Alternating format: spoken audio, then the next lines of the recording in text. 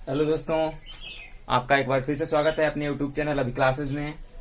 और आज हम जानेंगे सूचक के बारे में, जो कि विज्ञान हाई स्कूल में दूसरे चैप्टर में है, अम्ल, क्षार और लवण में। तो इससे पहले हम जान चुके हैं अम्ल क्या होते हैं, उनके भौतिक और रासायनिक गुण और उपयोग के बारे में। साथ ही साथ ये भी जान चुके हैं कि क्षारक क्या होते हैं, उनके भौतिक गुण, रासायनिक गुण और उपयोग के बारे में। तो आज अब हम जानेंगे सूचक क्या होते हैं और ये कितने प्रकार के होते हैं। तो सूचक जो है, देखिए, हमें ये बताते हैं कि कौन दिया गया पदार्थ अम्लीय है या क्षारकीय। यानी उस पदार्थ में ये हम पता लगा सकते हैं कि दिया गया पदार्थ हमारा अम्लीय पदार्थ है या क्षारकीय पदार्थ है। तो किसकी सहायता से? सूचक की सहायता से। सूचक जो है चार प्रकार के हो गए आपके: प्राकृतिक, संश्लेषित, गंधीय और सार्वत्रिक। तो कॉपी पेन निकालिए, सबसे पहले हेडिंग लगाइए सूचक, या प्रश्न लिख सकते हैं सूचक किसे कहते हैं। तो लिखिए कि दिए गए विलयन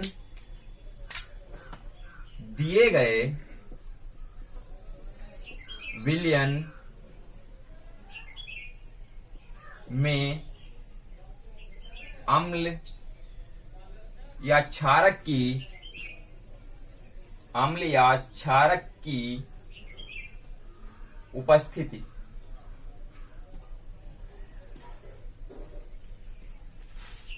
को प्रदर्शित करते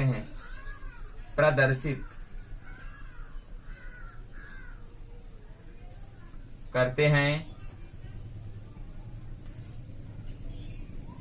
और अम्लीय या क्षारकीय माध्यम में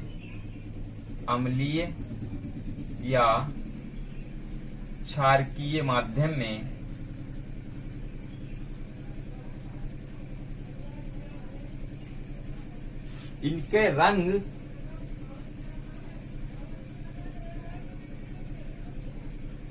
या गंध मतलब सुगंध या महक, खुशबू में परिवर्तन होता है। यानी ये अम्लीय और क्षारकीय माध्यम में जब पहुंचते हैं या उनके संपर्क में आते हैं तो इनमें, इनके रंग में या इनकी खुशबू, महक में कोई ना कोई परिवर्तन होता है। और हम पहचान लेते हैं कि दिया गया विलयन अम्लीय है या क्षारकीय है। सूचक तीन प्रकार के होते हैं, नहीं सूचक चार प्रकार के होते हैं।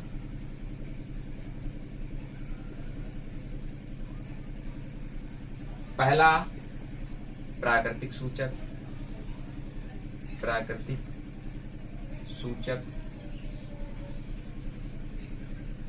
दूसरा संश्लेषित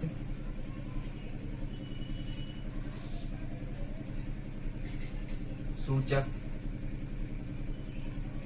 तीसरा है गंधीय सूचक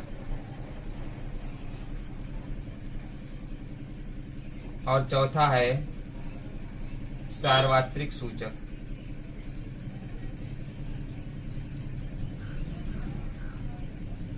कभी कभार लिखा मिलता है सार्वभौमिक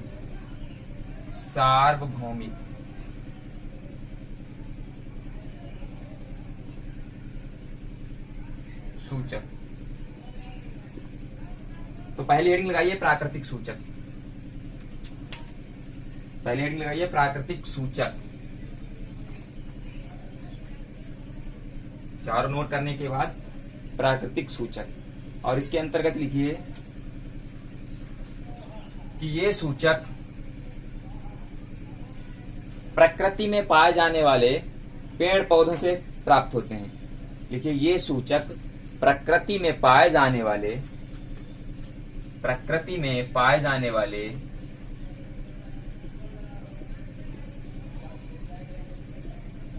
पौधों से प्राप्त होते हैं। पौधों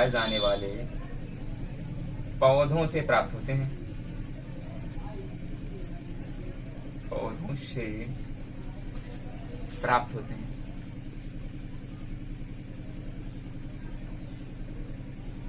जैसे लिटमस,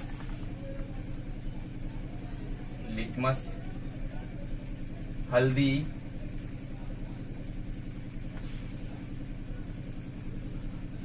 नोट किया? लिटमस, हल्दी, हाइड्रेंजिया के फूल, हाइड्रेंजिया के फूल,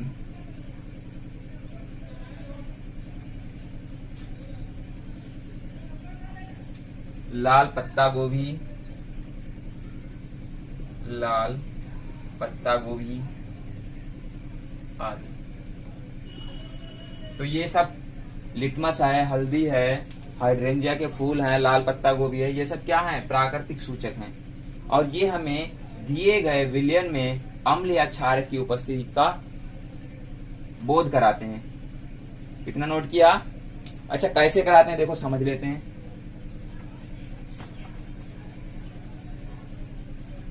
तो ये चारों जो हमारे सूचक थे वो कौन कौन से थे? एक टेबल बनाएंगे, एक तरफ लिखेंगे सूचक, यहां लिखेंगे अम्लीय संपर्क में, अम्लीय संपर्क में,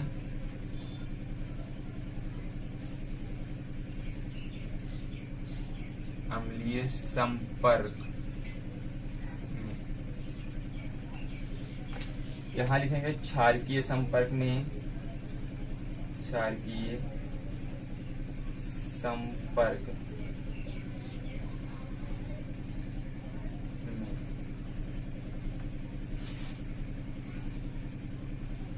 पहला था हमारा लिटमस,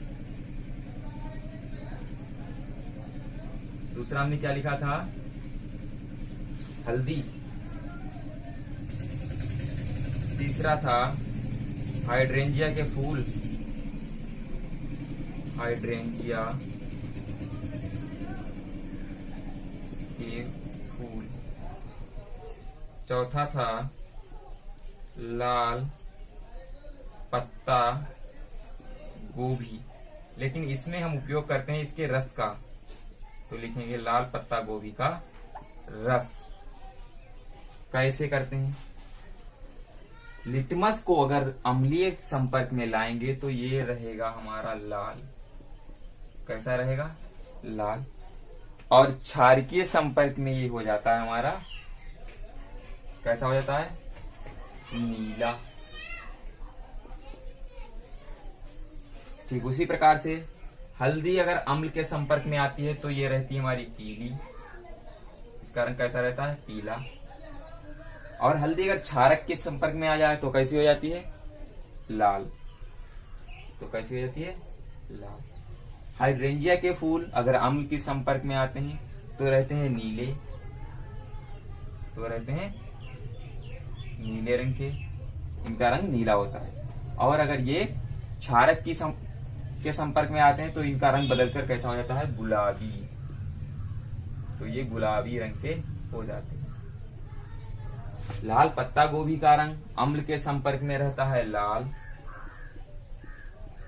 परंतु अगर ये क्षारक के संपर्क में आते हैं तो बन जाते हैं हरे रंग। इसका रंग कैसा हो जाता है? इसके पत्ते के रस का हरा हो जाता है। तो ये हो गए हमारे सारे के सारे प्राकृतिक सूचक। नोट करो। नोट किया? मिटाते हैं। मिटा दूं? ठीक। अगली हेडिंग संश्लेषित सूचक। अगली हेडिंग है संश्लेषित सूचक। नंबर 2, संश्लेषित सूचक।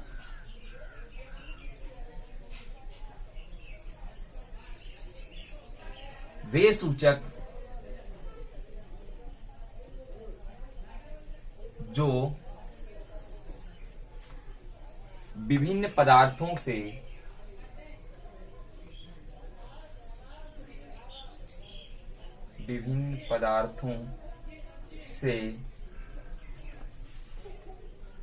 प्रयोगशाला में बनाए जाते हैं। प्रयोगशाला में बनाए जाते हैं।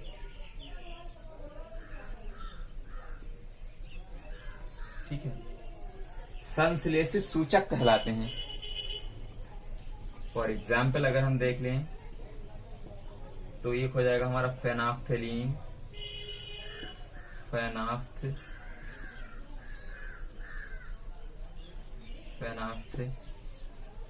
लीन, और दूसरा हो जाएगा मेथिल ऑरेंज, मेथिल ऑरेंज।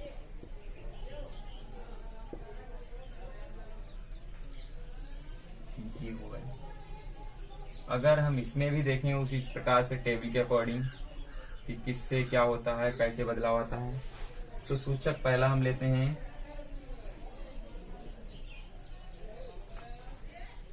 अम्ल के साथ,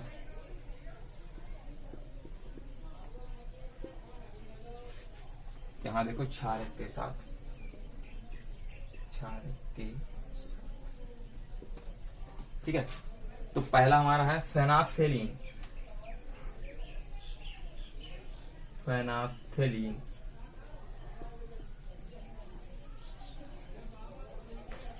ये उदासीन माध्यम में किसी भी रंग का नहीं होता है, यानी रंगहीन होता है। कैसा होता है? रंगहीन। लेकिन अम्लीय माध्यम में जब ये पहुंचता है तब भी इसके रंग में कोई परिवर्तन नहीं होता। और क्षारक की माध्यम में जब ये पहुंचता है, क्षारक के संपर्क में आता है, तब ये बन जाता है गुलाबी रंग का। कैसा बन जाता है? गुलाबी। इसका रंग हो जाता है गुलाबी। और दूसरा है मेथिल ऑरेंज, मेथिल ऑरेंज। ये उदासीन माध्यम में नारंगी रंग का होता है, उदासीन माध्यम में नारंगी रंग का होता है, और अगर अम्ल के संपर्क में आता है तो बन जाता है लाल रंग का। कैसा हो जाता है? लाल रंग का। और क्षारक के संपर्क में आ जाता है तो बन जाता है ये पीला रंग का। कैसा बन जाता है? पीला रंग का। ये हो गए हमारे संश्लेषित सूचक। तो नोट करिए, नोट हुआ? ठीक, मिटा दे रहे हैं।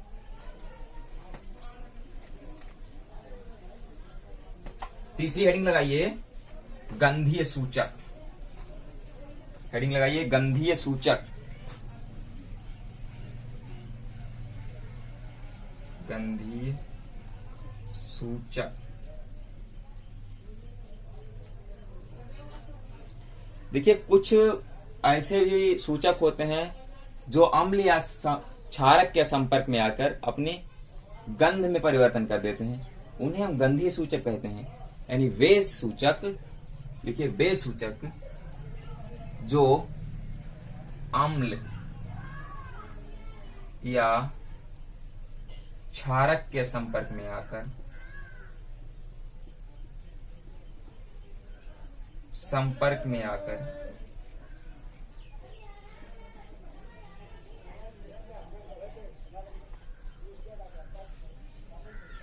अपनी गंध में परिवर्तन करते हैं, अपनी गंध में परिवर्तन करते हैं।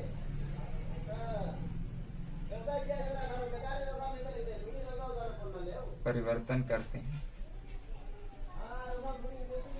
जैसे प्याज का रस, प्याज का रस, लौंग का तेल,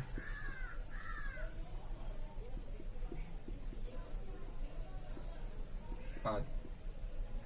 टेबल में देख लें तो जो प्याज का रस है हमारा, ये अम्ल के संपर्क में तीक्ष्ण गंध देता है। कैसा रहता है?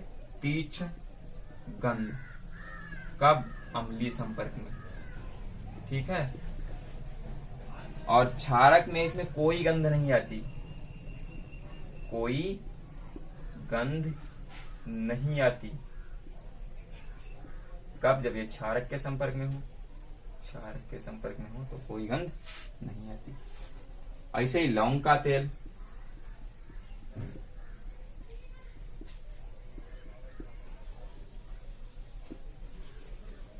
लौंग के तेल में अगर ये अम्ल के संपर्क में आते हैं तो इनकी गंध में कोई परिवर्तन नहीं होता, जैसी खुशबू थी वैसी की वैसी रहेगी, तो रहेगी सेम। कब? अम्ल के संपर्क में। और यहाँ पर कोई गंध नहीं रह जाती है क्षारक के संपर्क में आकर के। कोई गंध नहीं रहती कब? जब ये क्षारक के संपर्क में आते हैं। ठीक है, नोट करिए। टेबल अच्छे से बनाना। यहाँ लिखना सूचक अम्ल के संपर्क में, गंध और क्षारक के संपर्क में। ठीक है, नोट किया? मिटा रहे हैं? ठीक।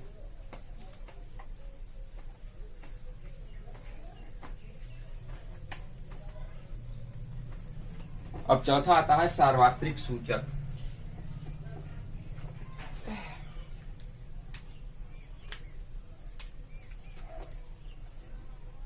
सार्वत्रिक सूचक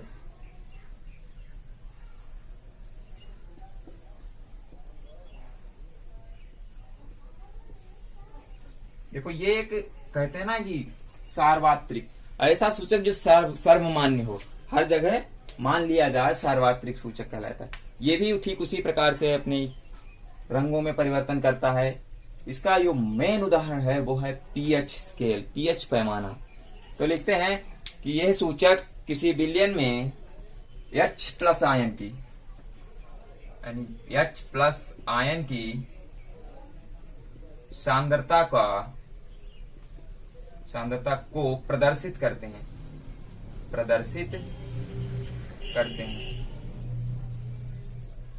सार्वत्रिक सूचक किसी विलयन में H+ आयन की सांद्रता को प्रदर्शित करते हैं, और H+ आयन मतलब अम्लीय माध्यम। ठीक है, इसका उदाहरण जो है वो हमारा है पीएच पैमाना। और आज के लिए इतना काफी। पढ़ाई करते रहिए। All the very best.